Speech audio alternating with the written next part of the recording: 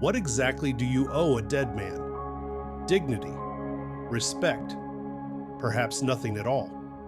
15 men stand in a cemetery at the edge of nowhere, shovels in one hand, a bottle of whiskey in the other. The sun hasn't risen yet on the cold desert morning, but the man they've come to see isn't going to complain about the hour. He had paid for his drink, and they were here to make sure the dead man got exactly what he was owed.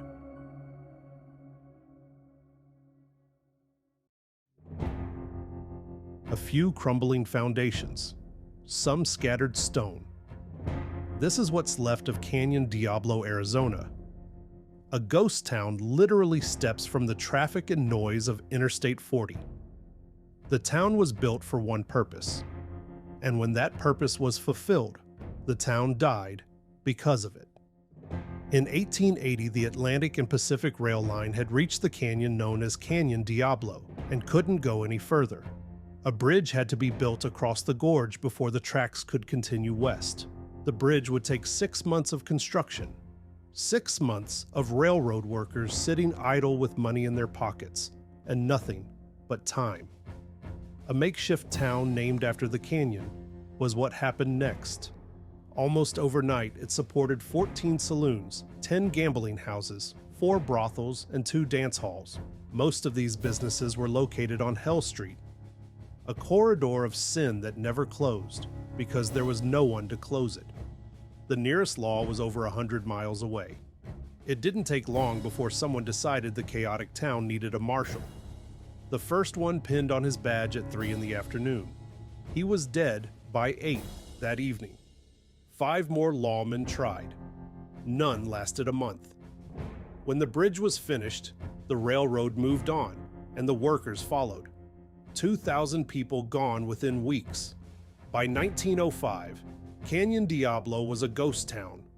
1 trading post, a cemetery, and nothing else worth mentioning. Until the night 2 men robbed a saloon in Winslow. Just before midnight on April 7, 1905, William Evans and John Shaw walked into the Wigwam Saloon in Winslow, Arizona. They ordered whiskey at the bar, then spotted a dice game nearby with a pile of silver dollars on the table. The 2 men never touched their drinks. At gunpoint, they relieved the players of hundreds of dollars in silver coins and backed out the door into the night without a shot fired. A trail of coins spilling from their overstuffed pockets led lawmen straight to the railroad tracks. Navajo County Sheriff Chet Hawk and Deputy Pete Pemberton followed it west.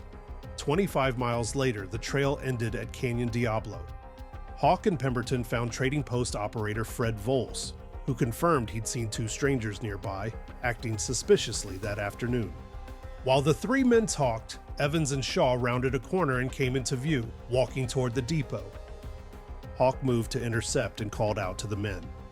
Shaw drew his gun first. 4 armed men, only a few feet apart.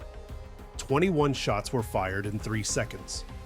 When the smoke cleared, Shaw was dead, Evans was wounded, and Hawk had a bullet hole clean through his coat. The majority of the silver coins were recovered and returned. Evans was taken to the hospital in Winslow and eventually convicted and sent to prison in Yuma.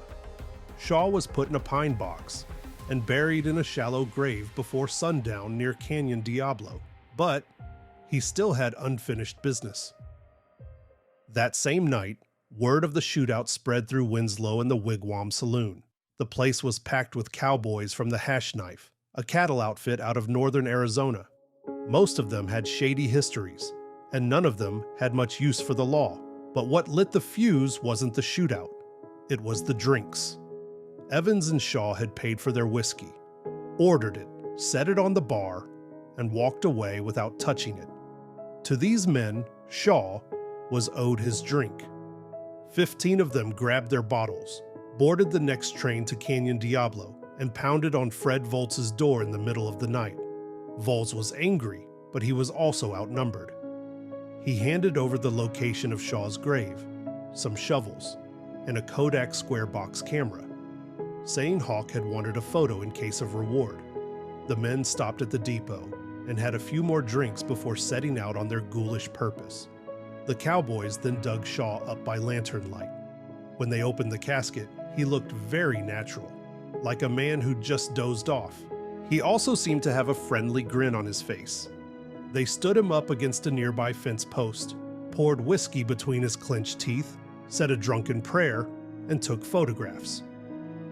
As dawn broke over Canyon Diablo, they put Shaw back in the ground with a half-empty bottle for the afterlife. Shaw got his drink, one for the road, one for the grave. 7 months after the shootout at Canyon Diablo, Deputy Pete Pemberton, one of the 2 lawmen who'd survived the shootout, got drunk in the very same Wigwam Saloon in Winslow and shot Town Marshal Joe Giles 5 times. Pemberton was convicted of second-degree murder and sentenced to 25 years. He was sent to Yuma Prison to serve his sentence. Already there, working off 9 years for the Wigwam robbery, was William Evans, the man Pemberton had shot and captured at Canyon Diablo months earlier. Pemberton would only serve a fraction of his sentence. History never recorded what the 2 men said to each other,